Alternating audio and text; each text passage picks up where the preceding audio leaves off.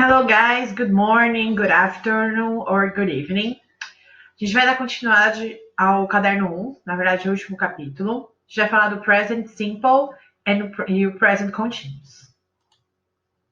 Então, o que a gente vai ver primeiro do present simple? Algumas definições, a forma afirmativa, negativa e pergunta. Para que serve o simple present? Então, ele serve para expressar fatos gerais que são verdades ou senso comum e ideias que todo mundo conhece. Outra opção para você usar o presente simples também é para falar sobre hábitos, costumes e eventos que acontecem periodicamente. Também é para descrever eventos, planos e eventos futuros e para contar piadas, histórias e coisas relacionadas a eventos sobre a vida. O que é importante a gente saber?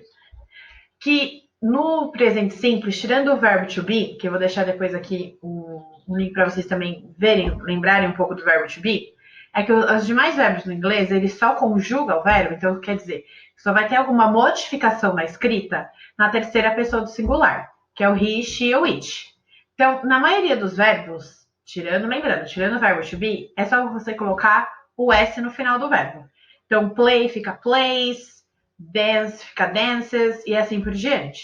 Se os verbos terminarem, igual aqui nessa informação, em S, SS, SH, CH, TH, X, Z ou terminar com a letra O, vai adicionar ES. Então, por exemplo, o verbo go. O go termina com a letra O. Então, vai ficar go para as outras pessoas. E para a terceira pessoa do singular, he, she, it, vai ficar goes, que é o G-O-E-S. O do acontece a mesma coisa. O watch, de assistir. O kiss, de beijar. Ou wash, de lavar. E assim por diante. Então, todas que terminarem com uma dessas letras ou conjuntos de letras, coloca o ES no final. Para os verbos que terminam com Y, que antes do Y tem uma consoante, então, por exemplo, o verbo study, que termina com DY, ou o verbo cry, que é RY, você vai tirar o Y e colocar o IES. Mais uma vez, lembrando que isso é somente para a terceira pessoa do singular, he, she ou it. Ele, ela e o it a gente usa para coisas, objetos, animais. Como que fica então a afirmativa? Então, I go to the local Pizza Hut every Tuesday for lunch. Então, eu vou na Pizza Hut local toda terça-feira para almoçar. Então, isso quer dizer que é uma rotina, você está contando alguma coisa que acontece every Tuesday. Então, como é o I, eu não preciso acrescentar nada. O verbo ele continua do jeito que ele está. Agora aqui, the sun sets around 5:30 p.m. during the winter. Então, o sol se põe mais ou menos umas 5:30 da tarde durante o inverno. Então, o sol não é uma pessoa, ele não é uma criança, um adulto, nem nada. Então, a gente usa o it. Então, o it, igual que eu falei no slide anterior, a gente precisa acrescentar o S. Então, aqui é o verbo set, que eu coloquei set no final.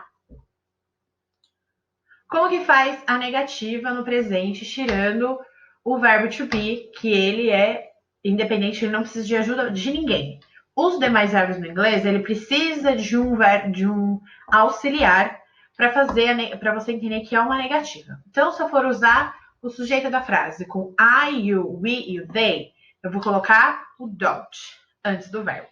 Se eu colocar he, she ou it, é o doesn't antes do verbo. Então, eu peguei os mesmos exemplos do slide anterior para a gente ver como fica. Então, lá na primeira frase, a gente é o I. Então, I eu preciso pôr o don't. Então, fica I don't go to the local Pizza Hut every Tuesday for lunch. Então, eu acrescentei entre o sujeito e o verbo principal da frase o don't aqui no meio. E é o don't porque eu estou usando o sujeito como I, como eu. Agora, o the sun, que a gente viu que era o it, eu vou colocar o doesn't. E presta atenção que o S que tinha no sets, ele não tem mais. Ele vai aqui pro does. Pro doesn't. Então fica, the sun doesn't set around 5 p.m. during the winter. Essa parte é muito importante. Quando você for colocar o doesn't, o S lá da conjugação do verbo, ela sai, porque o doesn't ele já indica para mim que eu estou falando do presente na terceira pessoa do singular. Então, para acrescentar o S, ES ou ES, dependendo da escrita, eu só vou fazer isso na afirmativa. a negativa, eu só vou colocar o doesn't e o verbo ele fica sem essa conjugação. A pergunta, eu também vou usar o auxiliar na frente da frase, é a primeira palavra. Então, para are you, we, they, a gente usa o do. Então, fica do you go to the local pizza every Tuesday for lunch? Ponto de interrogação. E o does, se for he, she, it. Então, does the sun set around 5:30 during the winter? Por que precisa ter? Porque ele é um auxiliar para indicar que é uma pergunta. Da mesma forma que a gente muda a entonação no português para indicar uma pergunta, ou, por exemplo, no espanhol, que a gente coloca o ponto de interrogação ao contrário no começo da frase, o do e o does, ele vai indicar isso para vocês. Então, no próximo vídeo, a gente vai falar sobre o present continuous.